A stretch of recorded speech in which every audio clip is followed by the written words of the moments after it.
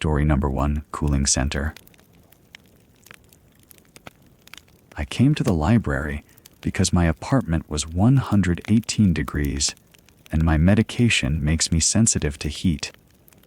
The kind of sensitivity where your vision starts to fragment and your skin feels like it's being pressed against something cold and wet at the same time. The cooling center had been on the news all week. The library downtown, air conditioning, free. No questions. It was 11 in the morning when I walked in. The temperature difference hit me like stepping into a freezer, and for a moment I couldn't breathe right. My eyes adjusted. The place was packed. Every seat had someone in it. Older people mostly, a few younger ones like me, all of us looking the same way, relieved and exhausted, and trying not to make eye contact. I found a chair near the periodicals section. It was against the wall, which felt good. I could see the whole room from there. I opened my laptop and tried to work on a logo redesign for a dental office. The noise was incredible. The air conditioning unit sounded like a jet engine, this constant roar that made it hard to think. Underneath that, the smell. I can't really describe it properly. Unwashed bodies, sweat, the chemical bite of industrial cooling. It was the smell of desperation, I guess. All of us packed in here trying not to die. That's when I noticed the man. He was sitting in the corner, maybe 30 feet from me, in one of those uncomfortable wooden chairs the library uses. He was thin. Not sick thin, but stretched thin, like someone had pulled him lengthwise. He had the kind of face that could be 40 or 60. Dark stubble. His clothes hung on him. He was looking at me. I looked away, worked on the logo, tried to focus on the curve of a tooth shape. About 10 minutes later, I glanced up and he'd moved. Not far. Just repositioned himself so he was still in that corner area, but angled differently. Still looking at me. Or looking in my direction. It was hard to tell with the light coming through the windows. I told myself he was disoriented. Heat exhaustion does that. The elderly woman 2 chairs down kept asking the staff what day it was. A man near the entrance was just sitting with his eyes closed, breathing heavily. The heat does things to people, makes them confused, makes them move without thinking about it. The man shifted again.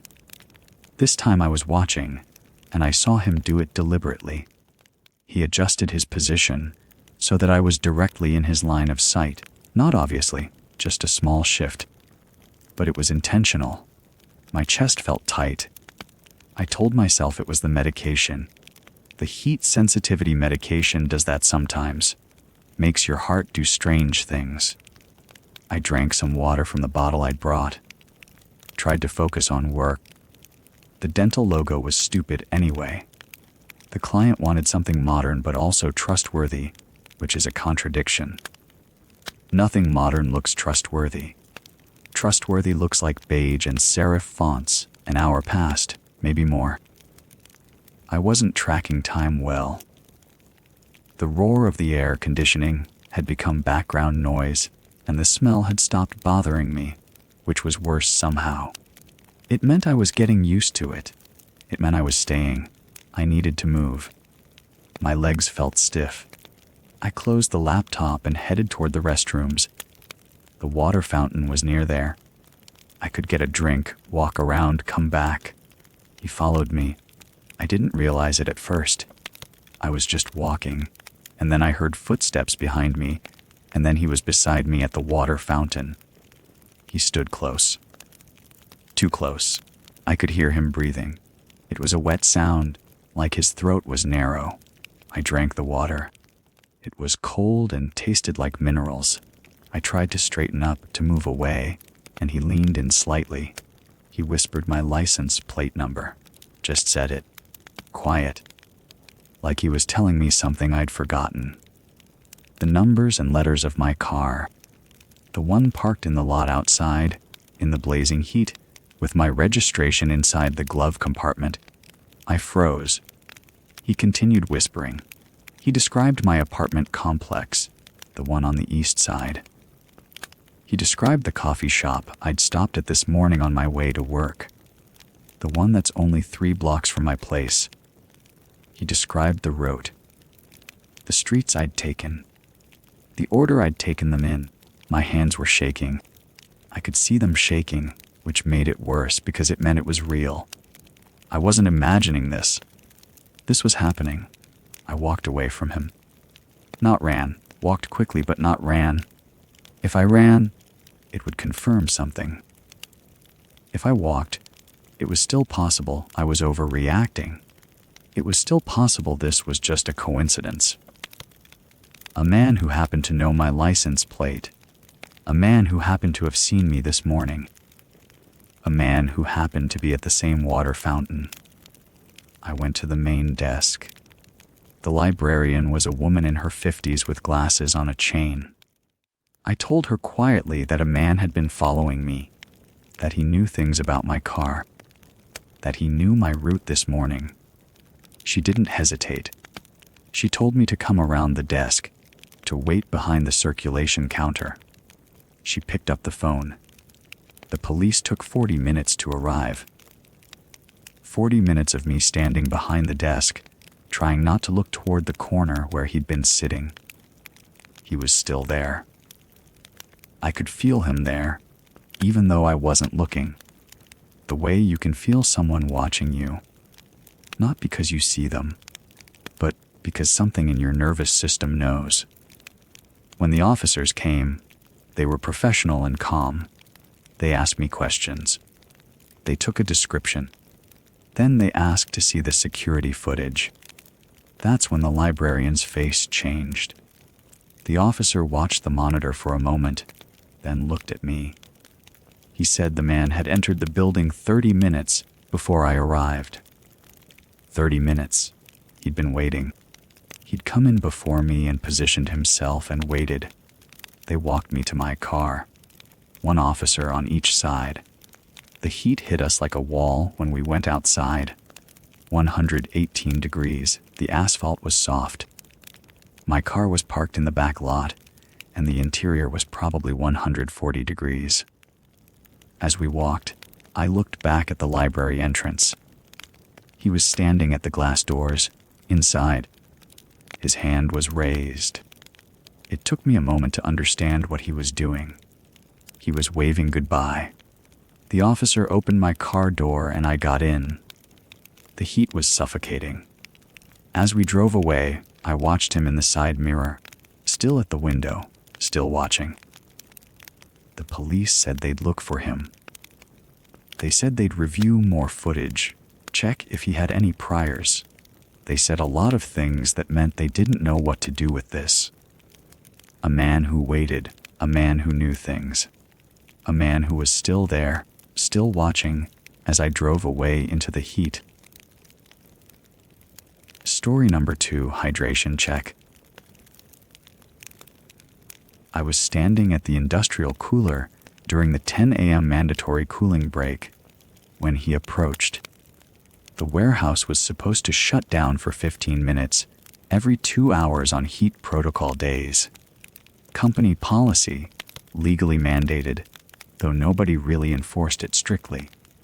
Most of us just grabbed water and stood around trying to breathe.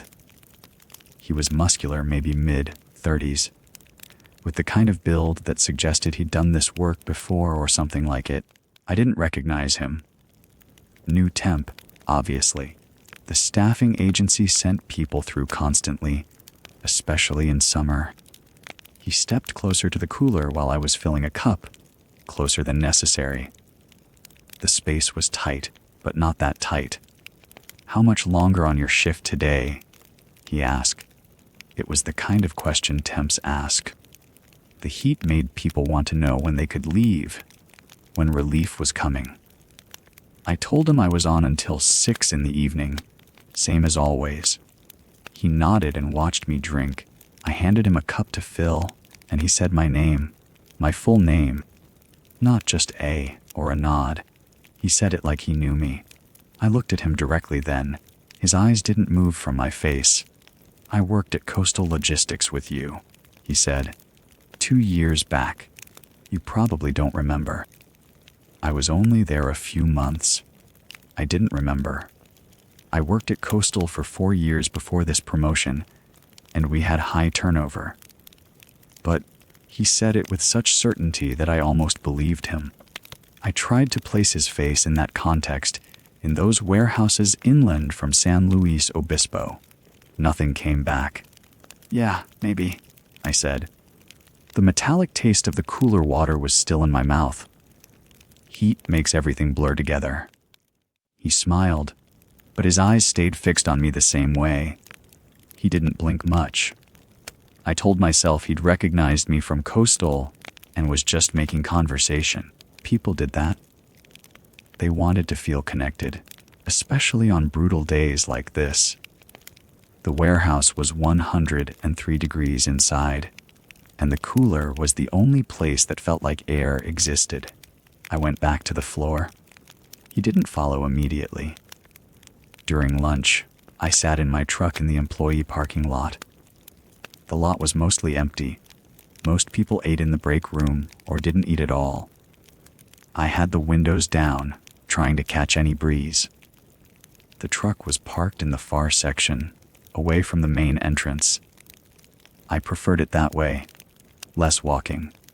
He was leaning against my passenger door when I came back from the office. I saw him from maybe 30 feet away and stopped walking. He straightened up when he noticed me, casual, like he'd just been standing there thinking about something unrelated. He was still sweating through his shirt. "Hey," he said as I got closer. "Wanted to catch you about overtime. You supervise now, right? I heard you got promoted. Thought you might know if there's extra shifts available." I didn't remember telling him I was a supervisor. I didn't remember talking to him about anything except the cooler question. "I don't handle hiring," I said. "You'd have to ask the staffing agency." He nodded, but he didn't move away from the truck. He was still between me and the door. "I know you take surface streets home," he said. "Avoid the highway." I do too, actually. Takes longer, but it's safer, you know. Less traffic. I was thinking, if you know the good routes through town, maybe we could coordinate. Share gas money or something. I didn't say anything. I was trying to understand how he knew that. I'd never mentioned my route to anyone at work. I lived alone. I didn't talk about my commute. He wiped his forehead with the inside of his shirt collar, and I saw something written in marker on the fabric. Dark ink. I couldn't read it from where I stood, but it was there. He saw me looking and pulled the shirt back down. "Anyway," he said. "Just thought I'd ask." I walked past him without responding. Not around him. Past him, close enough that he had to step back. I went inside and found my floor manager, Derek, in his office. I told him what happened. I didn't exaggerate it. I just told him the facts. The guy knew my name, knew I worked at Coastal, knew my shift end time, knew my route home, and was waiting at my truck during lunch. Derek listened without interrupting. "That's weird," he said when I finished. "But probably nothing. Temp probably just remembers you from Coastal and got lucky guessing your route. People do that." "He had something written on his shirt," I said. "Inside his collar." I couldn't read it. Derek's expression shifted slightly. He picked up his phone and called HR. He asked them to verify the temp assignment for today. He gave them the description I'd given him. While he waited, he looked at me and said, "What's his name?" I realized I didn't know. He'd never said it, and I'd never asked. Derek told HR that too. He listened for a while, then said, "Okay, thanks." He hung up. "They sent 3 temps today," he said. 2 of them checked in. One guy, name of Marcus, and a woman named Sarah. The 3rd person on the list never showed. But the staffing agency, doesn't have a record of anyone matching your description. I felt something cold move through my chest, despite the heat. What do you mean they don't have a record? I mean they don't know who he is. The list had 3 names, but the third name is... Derek checked his notes. James Whitmore. But when they called to verify, they said they never sent a James Whitmore. They only sent Marcus and Sarah. I looked out of Derek's office window toward the warehouse floor. I couldn't see the cooler from here, but I could see the section where people were working. I'm walking you to your truck at 6, Derek said. And we're calling security to check the parking lot. Security checked the footage. The man I described left the property on foot at noon, heading toward the street that bordered the warehouse. They didn't have cameras on the parking lot itself, only on the entrances and exits. Nobody saw him after he left, but Derek still walked me out at 6. We went to my truck together. The parking lot was emptier now, just a few vehicles left. The sun was still high and brutal. Nothing was wrong with the truck. No scratches, no messages, nothing. But I kept thinking about the writing on his shirt collar. I kept thinking about how specific he'd been about my route. Surface streets. Specific intersections. He'd named them. I'd been too shocked to process it fully, but he'd named them. Derek followed me home. I watched my mirrors the entire drive. Every car that stayed behind me for more than 2 turns made my hands tighten on the wheel. The metallic taste from the cooler water was still in my mouth. Even after lunch, even after hours had passed, it wouldn't go away. Derek pulled into my driveway and waited until I was inside with the door locked. He waved from his car, and I waved back. Then he left. I stood in my living room with the door locked and the blinds closed, and I thought about the fact that nobody knew who that man was. Not HR. Not the staffing agency. Not security. He'd walked into a warehouse with 300 employees, learned my name, my history, my route home, and then waited for me in the parking lot in 103-degree heat. I didn't go back to work the next day. I called in sick. I spent the day thinking about what he'd written on his shirt, about the specific intersections he'd mentioned, about how long he must have been planning to wait in that heat. I still don't know what he wanted. I still don't know who he was. Story number 3, beach parking. I was supposed to be relaxing. That was the whole point of taking the last week of summer break before the new school year started.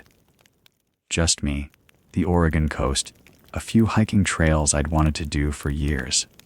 Nothing complicated. I'd driven out early on a Tuesday afternoon, stopped at a small town for coffee, and found this access lot around 3 o'clock. The parking area was maybe 30 feet across, gravel, with a single large oak tree near the entrance providing actual shade. I counted 7 empty spots when I pulled in. I chose the one directly under the tree because I was hungry and wanted to sit in my car with the windows down and eat the sandwich I'd made that morning. The lot stayed empty for about 10 minutes, then the van came in. It was a white cargo van, the kind with no windows except the windshield and driver's side. I noticed it because the sound of gravel under tires is loud when nothing else is happening. I glanced up from my sandwich and watched it slow down. There were at least 6 open spots between me and the entrance. More shade on the other side of the tree. But the van didn't head for any of those. It turned and pulled into the spot directly beside my driver's side door, close enough that I could have reached out and touched the metal if my window had been down. I remember the engine staying on, idling, the smell of diesel mixing with the salt air coming off the ocean, maybe a quarter mile away. 2 men were in the front. I could see that much. The driver was older, maybe 60, with gray hair. The passenger was younger, harder to make out. Both of them just sat there. The engine running. The windows tinted so dark I could barely see their shapes. I told myself they wanted the shade. Of course they wanted the shade. It was hot, probably 85 degrees in the direct sun. Why else would they park there? I finished my sandwich. I didn't taste it. I was aware of my hands, aware of my breathing, aware that I was doing that thing where you convince yourself that everything is fine even though something in your chest is saying it isn't. 20 minutes. They sat there for 20 minutes without moving, not getting out, not turning off the engine, just idling. I grabbed my backpack and got out of the car without looking at the van. I could feel them watching, or at least I felt like I could, which is probably the same thing. The beach trail started, maybe 50 yards from the parking area, down a slight slope toward the rocky shore. The ocean was loud once I got closer, which helped. I could hear waves, the calls of gulls, the sound of my own footsteps on the trail. Normal sounds. Real sounds. By the time I reached the first outcrop of rocks, I felt better. Stupid to be scared of people sitting in a van. Stupid to let that kind of thing get under my skin. I hiked for an hour and a half. The tide was low, so there were tide pools to explore, places where the rocks formed natural basins full of starfish and anemones. I took some photos. I sat on a boulder for a while and just looked at the water. It was the kind of afternoon I'd been wanting. Quiet. Empty. Just me and the ocean. When I came back up the trail, I was thinking about where to eat dinner. There was a restaurant in the town I'd passed through, something with good reviews. I was thinking about that when I saw the van. It was still there, but it had moved. It was now positioned at the exit of the parking lot, blocking the only way out. The engine was still running. I could see the exhaust fumes rising in the still air. I stopped walking. I was still on the trail, maybe 30 feet from the gravel lot. I could see my car from there. I could see the van. And as I was standing there, trying to think about whether I was actually seeing what I thought I was seeing, the driver's door opened. It didn't open all the way. Just a crack. Just enough. I didn't think. I turned and ran back down the trail. I heard the door open wider behind me, heard footsteps on gravel, heard a second door open. I didn't look back. I just ran. The trail was uneven, rocky in places, and I nearly fell twice, but I kept going, and after maybe a minute I could hear voices ahead of me. Real voices. People. A family was crouched down near a tide pool, a man and a woman and 2 kids, pointing at something in the water. I was breathing hard. I was shaking. I pulled out my phone and dialed 911. The dispatcher asked me questions. Where was I? What was happening? I told her there were 2 men in a van, that they'd parked beside me, that they'd blocked my car in, that they'd come after me. She asked if they'd touched me. They hadn't. She asked if I could see them now. I couldn't. The family let me stand with them. The man asked if I was okay. I said no, not really, and he stood between me and the trail, just stood there, solid and present. The ranger arrived in maybe 30 minutes. His name was Tom. He was in his 50s, calm, the kind of person who deals with emergencies regularly. He asked me the same questions the dispatcher had asked. He walked back up to the parking lot with me, and the family came too, the man still positioned between me and anything that might come from the trail. The van was gone. Of course it was gone. My car was still there, untouched as far as I could tell. Tom walked around it slowly, looking at everything. When he got to my driver's side door, he stopped. There was a zip, tie loop attached to the handle, the kind you'd use if you needed to quickly bind someone's wrists. It was attached to the inside of the handle, positioned so that someone could slip their hands through and have them secured in seconds. Tom looked at me. He didn't say anything. He took out his phone and took a photograph of it, then carefully removed it and put it in a plastic bag. I drove out of there with the ranger following me for the first 10 miles. I didn't stop for dinner. I drove back to the town where I'd gotten coffee that morning and got a hotel room. I locked the door. I put a chair against it. I didn't sleep. The next morning, the ranger called me. They'd found the van abandoned on a logging road about 15 miles inland. No sign of the men. They were running the plates, but the van had been reported stolen 3 weeks earlier from Portland. They were treating it as a serious incident. They'd file a report. They'd recommend I file a police report where I lived, give them the information. I did all of that. I answered all their questions. I told them everything I could remember about the men, which wasn't much. The older one had gray hair. The younger one was harder to see. I still have the rest of the summer. I'm not using it. I'm staying home. I'm locking my doors. I'm not parking under trees anymore. And I'm not going anywhere alone. I keep thinking about that zip tie loop, about how it was attached to my door while I was hiking, while I was looking at starfish in tide pools, while I was thinking about dinner. I keep thinking about how close I came to not coming back up that trail when I did. I keep thinking about the moment the door opened, that crack of space, that signal that something had decided I was the one. The police haven't found them. The ranger said they probably won't. People like that don't usually get caught. They just move on to the next parking lot, the next empty afternoon, the next person who parks under the wrong tree. I'm back at school now. The new year started. I teach 32 children every day, and I'm good at my job. I'm present. I'm engaged. But I notice things now that I didn't notice before.